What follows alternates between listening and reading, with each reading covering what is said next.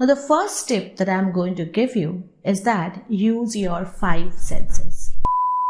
Hello and welcome back to NibblePop. Today we are going to talk about descriptive essays. In your board exams, in your school exams, and in many other places, you are required to write descriptive essays. Usually descriptive essays are on topics like visit to a seaside, describing a local market, or even an event like your school annual function. Now today I'm going to share with you some very important tips to score great marks in descriptive essays. So stay with me till the end of this video, and if you haven't yet subscribed to my channel, do so immediately. Stay with me.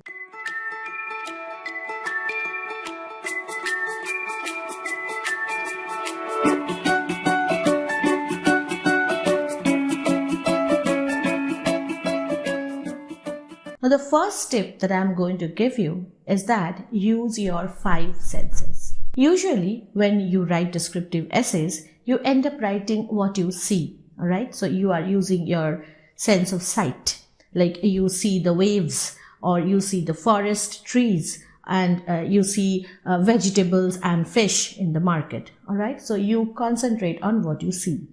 But what about the other senses? Let's take them up one by one. First, I'm going to talk about the sense of sound or sense of hearing. All right. So when you are describing something, try to imagine what sounds you hear when you go to that place or to that event. Okay. For example, if you are describing a seaside, then think about the crushing sound of waves, the cheering children, okay, having lots of fun in the waves. And then in the forest you have this chirping of birds, and sometimes you can also talk about silence, because that is also a sensation you have with your ears. Okay, so you can talk about the eerie silence of a forest night. Okay, so this is the way you can incorporate different sounds which you hear in your descriptive essay. The next sense organ I'm going to talk about is something which you rarely write about, but it's very easy to put in elements related to what you smell at a place, okay? The olfactory sense, or the sense of smell. What do you smell at the seaside? You smell the salty sea water. You can smell the flavors of ice cream, which you see all around people having. And then you have this special forest smell, okay, which is peculiar when you're having this wonderful ride through the forest area. And then if you are describing a market, especially a fish market, you cannot ignore the sense of smell there. All right. And in an event, you can talk about, or if you're describing a birthday party, you can talk about the sense of perfume, or the sense of the chocolate cake, or the candles. Okay, so these are the things you can put inside that essay to make it look very good. And then there is the sense of taste. Often you think that how can I write about a sense of taste when I'm describing a seaside? You can, if you are having an ice cream there. You can talk about the beautiful taste of fruits, okay, and vegetables, okay, when you are describing a marketplace. All right, use words like sweet, savory, sour, all these adjectives there. So this is how you can put in elements from your sense of taste. Now, don't make it look very forced. Don't put in this particular sense organ into action if that place is not supposed to be linked with any taste. Okay. But wherever you can, put in that. Okay. The last thing which I'm going to talk about regarding this point is the sensation of touch. Okay. Often you miss out on the ways in which you touch various things at a place. You touch the waves of the sea and you feel rejuvenated. Okay. You touch the pebbles on a forest, and then you can touch the vegetables. Some of them are smooth, some of them are coarse. So use these words to describe how you feel the place through your skin. And then there is the sixth sense where you talk about emotions and how you react to that place. All right. So instead of just focusing on the things which you are seeing one by one, don't catalog them one by one. Focus on all 5 senses. Imagine if you're going for watching a movie, will you like the movie if it is in 2D and if it is in 3D, you like it more. Okay, and if it is in 5D, you're going to really love that movie. Okay, similarly, make your essays 5D. Make them reach out to the examiner with all 5 senses so that the examiner gets more engaged. Now, please don't make them paragraph wise. Don't start, okay, like this, that I'll write about what I see in the first paragraph and then what I hear in the second paragraph. Don't do that. Incorporate these elements in a fusion. You mix them up. You talk about something you see, then suddenly you talk about what you smell or hear, an abrupt sound. And then it doesn't have to be like this, that I have to write 5 sentences on sight and then 5 sentences on smell. Not like that. You distribute the whole thing.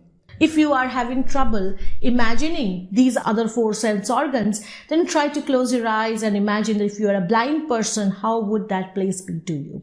Okay, so that will give you some insight into the other sense organs. Coming to tip number 2, use adjectives and not common adjectives all the time. Try to not repeat adjectives when you are describing a place. Don't make it just about good, bad, ugly, pretty. These are common adjectives. Try to use adjectives like awesome, incredible, unbelievable.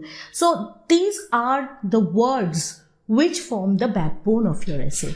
Alright, so whenever you are describing something, try to put in some original adjectives. Now, in the exam hall or during the class hours, it is difficult for you to remember so many words. So I will advise you to keep a journal ready where you regularly put down adjectives which you associate with nouns. So maintain an exercise book where you list down adjectives, maybe 5 adjectives every week, which you associate with a particular noun. So don't keep the adjectives in that exercise book hanging. When you use the word beautiful, usually you end up saying that everything is beautiful. But you can also add to that description by use of figure of speech. Now this is tip number 3. Whenever you are describing something, you can use 1 or 2 similes. What are similes? Similes are when we compare one thing to another. Now you have very common similes like as innocent as a lamb, okay, as pretty as rose. So use similes, and sometimes you can make similes of your own. The little children were fluttering away like butterflies. Okay, so similes can be from your life experience. Okay, like if you love apples, then you can say that the sun looked like an apple I wanted to grab and eat. So this is how you can make your descriptions more engaging if you compare things with other things by use of simile. Alright, and then you can also use personification where you are treating inanimate objects, okay, non-living objects as living things. For example, you can say that the sea waved back at me. You're playing with the word wave. It's like waving as well as the wave of the sea. So the sea waves back at you. Now, sea is not a conscious agent. The sea is not a living thing, but you feel as if the sea is communicating to you. The forest hushed me up. Maybe you were making a lot of noise and then the forest hushed you up, as if the forest is acting like a guardian. Okay, so here you see what you do is you turn the whole scene into a living thing. So this is another effective tip, that use of simile and personification can really turn your otherwise dull and boring essay into a very interesting one. Okay, so the final tip which I want to give is that try to write about the place. Now this might sound silly because that is what you are supposed to do in a descriptive essay. But what you end up doing is you turn it into a narrative essay. You turn it into a kind of a story where you go on telling the things which you do there.